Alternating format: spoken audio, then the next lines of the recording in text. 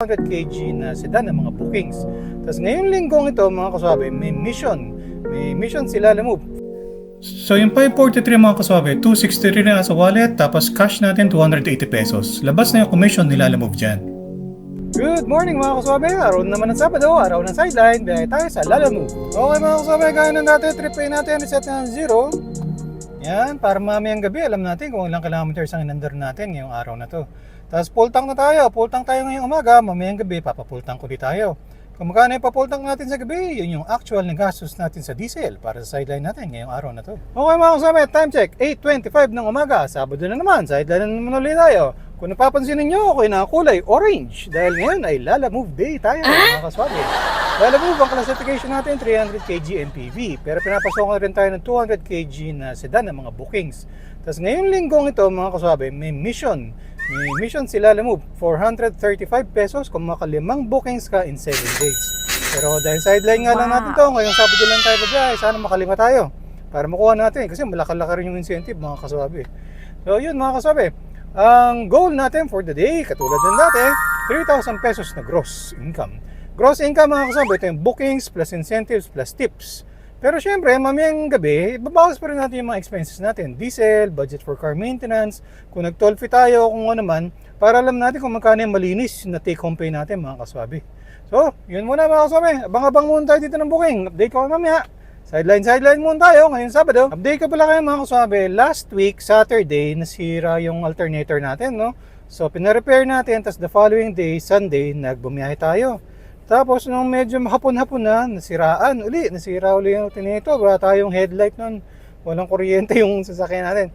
Buti na lang, itong sasakyan natin, mga kaswabe, basic na basic. Ito. So wala itong computer box, mga kaswabe. Ito ay Toyota Crosswind na diesel, tapos manual transmission. Kaya nai-under natin kahit nasira yung alternator. Pero syempre, hindi ko recommended yun, no? Na gawin ninyo kung hindi nyo kabisado yung sasakyan nyo.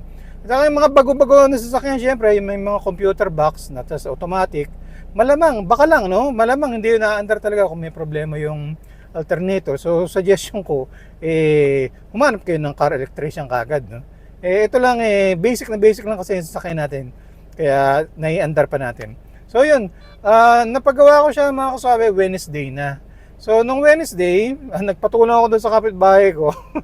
Tinuwak namin, sinubukan namin yung kadyot 2 beses, hindi ko napaandar. So tumawag ako sa Motolite kasi yung Motolite ng battery ko within warranty pa naman. So pinull out nila, pinahiram na akong service unit, tapos Sabado ngayon, hindi pa lang na ibabalik sa akin So hopefully mga Monday or Tuesday may balik na sa akin yung baterya ko. Pagkatapos nun, nagpunta tayo sa ibang gawaan, car electrical shop. So maayos yung napuntahan ko mga kaswabe kasi una, ang suggestion sa akin, i-monitor ko lang kasi nung chinek niya umaandar maayos i-monitor ko raw muna kung umulit. Para nag-aalangan ka ako kung baka kung saang lugar na alanganin ako tapos doon pa siya hindi umandar.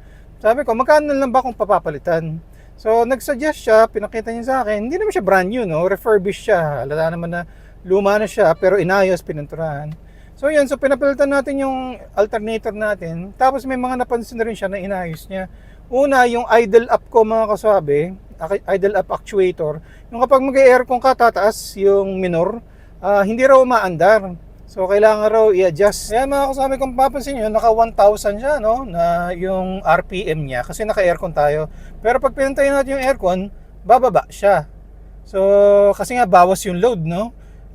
So, yan yung tama raw na setting para hindi mahirapan yung alternator. Tapos kapag binuksan ko muli yung aircon, buksan natin, ayan, tataas dapat yung rev para tutulungan ng makina yung alternator na paanda rin yung aircon. So, yun ang update ko sa inyo mga kaswame, yung ating teenager na sasakyan. Okay, sana naman magtagal yung ipinulit natin na alternator. Yun muna mga kaswame, hanap na tayong booking. Okay mga kaswame, time check, 9:09 ng umaga. Tagal natin naghintay. Milig isa tayo mga kaswabe, parang nanghihinayan kasi ako kung yung mga tipang malalapit lang tapos hindi ka makaka-double booking. Kasi alam nyo naman dito sa Lalamove mga kaswabe, kikita ka lang talaga kung makaka-double booking ka. So may nakuha tayo mga kasama, hindi ko natatawagan kasi madalas na ako nakaka-pick up dito. Siguro kung mga pang-apat ko na. Wow. Tapos yung pagdideliveran doon lang sa may Makati. So Las Piñas to Makati to mga kasama, paid via credit, booking number 1. Dito kay mamaya, pick upin mo natin. Hindi ko na nga sana i-base pero para alam natin, 3.6 kilometers, 18 minutes away. So mamaya, dito tayo sa Las Piñas.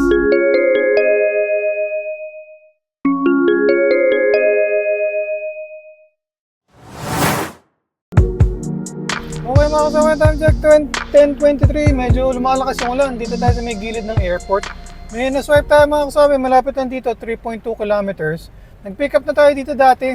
Tapos ang pagdadalan sa may Makati lang rin, so all goods. Double booking tayo mga kasama. Okay mga kasama, dito pa rin tayo sa Parañaque. Update ko muna kayo sa ating segment. Ang ating segment na... Ano ang masasabi ni Kaswabe? Wow. Meron tayong kaswabe, si Sir Mark Anthony, 22. Paano po or kailan po magiging eligible sa mga missions kay Lalamove? So, ang masasabi ni Kaswabe,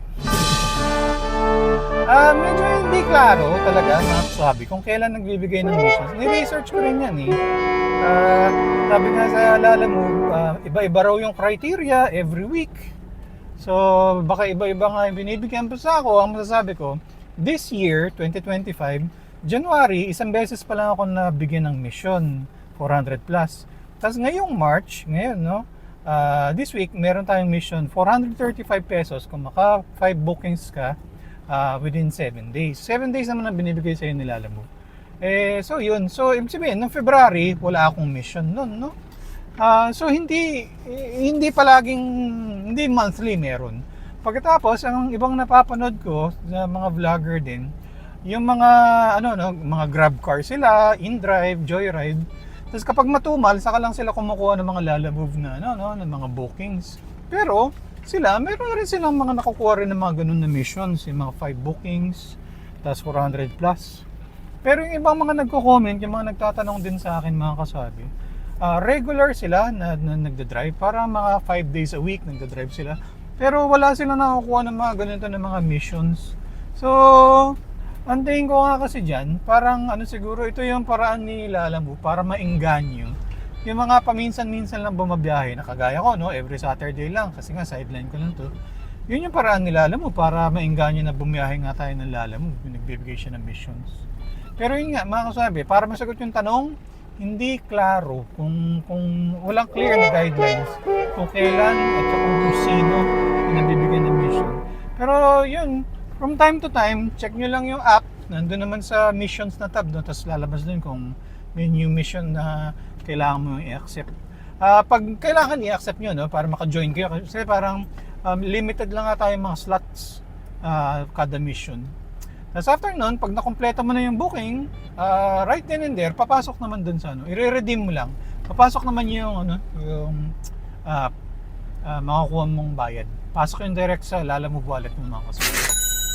So, wow. muna ang update ko sa inyo mga kasama. Pasensya na, hindi ko nasagot ng maayos, pero hindi klaro eh. So, yan naman sasabihin ni Kaswabe. Atid muna natin itong double booking natin sa Makati mga kasama. Dito ka mamaya.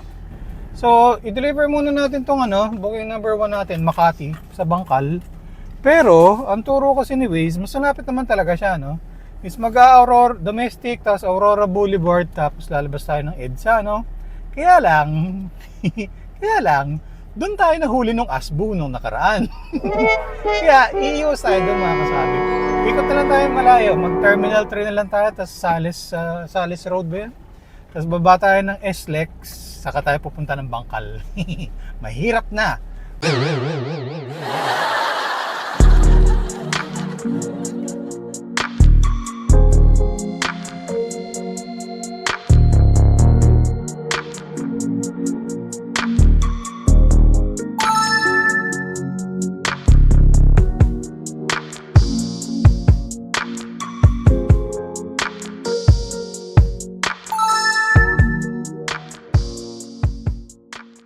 Okay mga kaswabe, may mga kaswabe tayo nagtatanong, yung pinapakita ko bang revenue, bawas na ba yung commission ni Lalamove?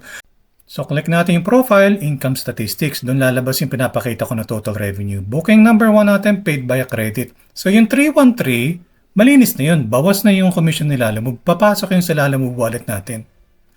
Booking number 2 naman natin, paid by a cash. 280 yung kinolekta natin na cash. Babawasan na 50 pesos na commission ni Lalamove. So ang earnings natin, kita natin 230 pesos. So yung 543 mga kaswabe, 263 na sa wallet, tapos cash natin 280 pesos. Labas na yung commission ni Lalamove dyan. Nice! Hello? Hello po, gandang tanghali po. Sa Lalamove ma'am, yung delivery po kami sa yung sushi. Diyan na po kayo? Dito na ako sa harap ma'am, doon sa parang driveway ng Honda. Sige po, pababa na po. Sige ma'am, salamat po. Okay mga kasama, time check 12:20.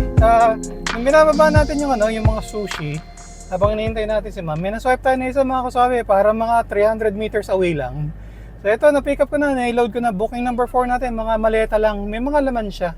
Galing pa lang airport si ma'am. So hatid natin to sa Pasig mga kaswabe. Ang sabi ni Waze is 48 minutes, 12 kilometers away lang raw. Binayaran tayo ni ma'am, 399 yung bill niya, binigyan niya na tayo ng 400! So meron tayong tip na piso.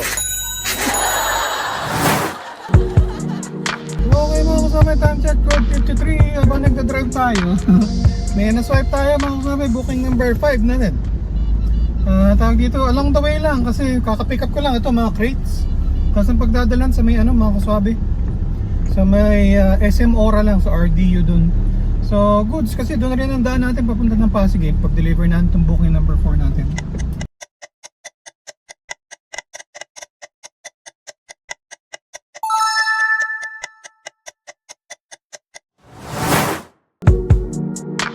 Okay mga kasama, time check 2:35.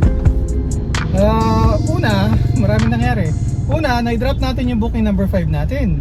All goods, bayad naman na yung kanina Tapos, na-complete natin yung mission. So, na-redeem natin yung ating mission na 435 pesos.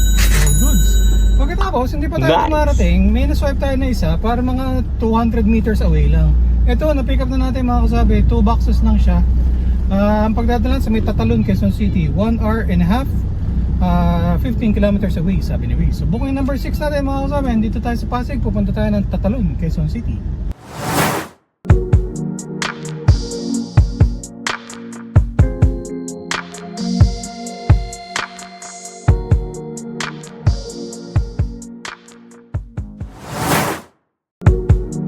Okay mga kasama, may na-swipe tayo sa may bagong bayan na Quezon City, yung tabi ng Eastwood. So 3.9 kilometers lang mula dito. Pagtas ang pagdadalan sa may Adriatico, sa may Maynila, sa Malate, Manila. So all goods, pick upin lang natin, tapos saka natin i-head yun dito sa may Tatalon, Quezon City.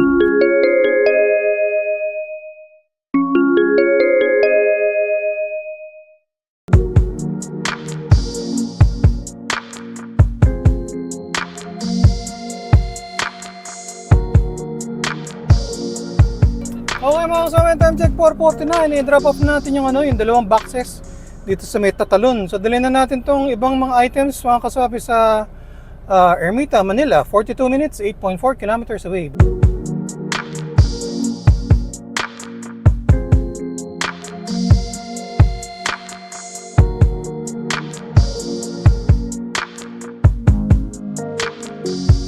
Okay mga kasama, time check 5:42. Dito tayo sa may basement nitong isang mall dito sa may Malate, Manila. Na-drop off na natin yung mga items, tapos may bayad yung parking. So inabutan tayo ni ma'am ng pambayad ng parking. Pero yung shipping fee, paid via credit yun mga kasama, so wala tayong siningil na cash. Ang gawin natin, since bayad naman yung parking, mag-park muna tayo. Pahinga muna tayo mga kasama kasi kanina pa tayo tuloy-tuloy na umaandar. Okay mga kasama, time check 6:41. Hindi na patagal yung paghihintay natin kasi namimili talaga tayo. May na-swipe tayo mga kasama sa Makati. So nandito pa rin tayo sa may Malate, Manila. Ang na-swipe natin sa Makati, 3.7 kilometers away, 20 minutes. Pagtas ng pagdadala sa may BGC, so medyo malapit lang. Yung pick upin muna natin mga kasama para makarami tayo.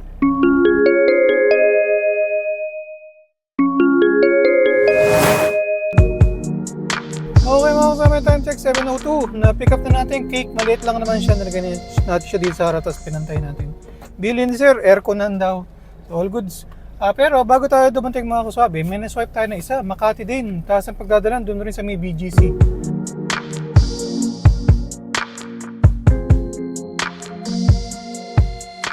Okay mga kasama, time check 7:37, na-drop off na natin yung cake, all goods, hindi na tayo bumaba. Inabot na lang ni sir dito sa bintana, tapos ginigos na lang na tayo ng payment. So all goods mga kasama, hatid na natin tong isa, 10 minutes lang raw, 1.6 kilometers, dito lang rin sa loob ng BGC. Update ko kayo mamaya mga kasama. Okay mga kasama, time check 7:54, na-drop off na natin yung mga pagkain, all goods mga kasama, bayad naman na yung kanina eh. So, abang-abang lang tayo ng booking pa uwi mga kaswabe. At least nandito na tayo sa may South Bandas, BGC. Okay mga kaswabe, habang tayo nandito sa traffic light, update ko muna kayo sa ating segment. Ang ating segment na ano? Pasalubong ni Kaswabe. Okay mga kaswabe, nag-drive-thru na lang tayo para may uwi tayo kala Mrs. Swabe at kay Junior Swabe. So, ang pasalubong natin ngayong araw na to ay mga apple pie mga kaswabe. Yan, sarap yan. Although, hindi mahilig si Mrs. Swabe dito. Hindi mahilig si matamis eh. Pero kami ni Junior Swabe, papak sa amin ito. Oo nga pala, parang logo ko pa yung yung logo nila. Yan mga kaswabe, update ko sa inyo. Ang pasalubong natin, mga apple pie. Okay mga kaswabe, naka 115 kilometers tayo ngayong araw na to. Tapos full tank na ulit tayo. So full tank tayo nung umaga. Tapos yung pa-full tank natin ngayong gabi, yun yung actual na gastos natin sa diesel para sa sideline natin ngayong araw na to. Okay mga kasabi, time check, 8:58 ng gabi. Okay mga kasabi, lagpas 12 oras yung biyahe natin. Nung umaga, tuloy-tuloy yung bookings hanggang hapon. Tapos 2 hours and 47 minutes yung waiting time natin mga kasabi. Computer natin, kinita natin mga kasabi, sa 10 bookings sa Lalamove, 2,670. Lalamove incentives, 435. Tapos cash tips natin, piso. Gross income natin, ito yung incentives plus bookings plus tips, 3,106. Yung expenses naman natin, diesel, 595. Budget for car maintenance, 300. Nag-toll fee tayo pa uwi, 35 pesos. So sa 12 hours na sideline, ang net income natin is 2,176. Nice! Update sa ating incentive savings mga kasabi. Lalamove incentives 435, tapos cash tips natin piso. So total natin 436. Alright! Salamat naman! Naabot natin yung goal natin yung araw to. 3,000 pesos na gross. So ito yung bookings, incentives plus tips. So all goods mga kaswabe. So yun, maraming salamat sa panonood. Hanggang sa ulitin, ingat-ingat sa pagmaneho para ang biyahe natin ay lagi swak.